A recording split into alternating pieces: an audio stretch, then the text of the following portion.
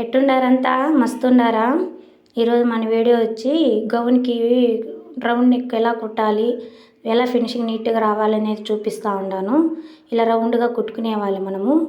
కుట్టుకొని cut చేసుకునేసాక ఏం లేదండి, మనం క్లాత్ రివర్స్ చేస్తాం కదా, ఆ క్లాత్కి ఈ క్లాత్కి మధ్యలో ఒక కుట్టు వేసుకున్నాం అనుకో, మనం తిప్పి కుట్టుకుంటాం కదా, అప్పుడు నీట్గా ఉంటుందన్నమాట ఫినిషింగు.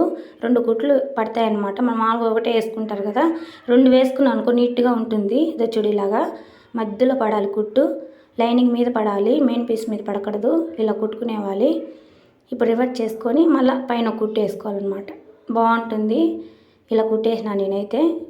ఇంకా ఏముంది, ఇలా కుట్టుకొని చూపించిన తర్వాత ఇంకా గౌన్కి జాయింట్ చేస్తాం కదా మనము కింద, అది కూడా చూపిస్తూ ఉన్నాను.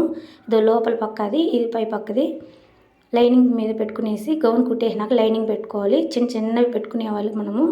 పెట్టుకొని కుట్టుకుంటూ రావాలన్నమాట. కింద వైపు చూసుకుంటూ ఉండాలి. ఇలా పెట్టి కుట్టుకున్నాం అనుకో, మనం లైనింగ్ ఎక్కువైందని అనిపించదు, ఈజీగా ఉంటుంది. కుట్టి రివర్స్ చేసి చూపిస్తున్నా చూడండి. చూడు, లోపల పక్క కూడా కనపడడం లేదు, పై పక్క చూడు ఇలా ఇలా ఉంటుందన్నమాట. చాలా బాగుంటుంది.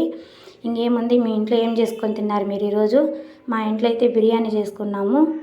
బిర్యానీ అయితే సూపర్గా వచ్చిందండి.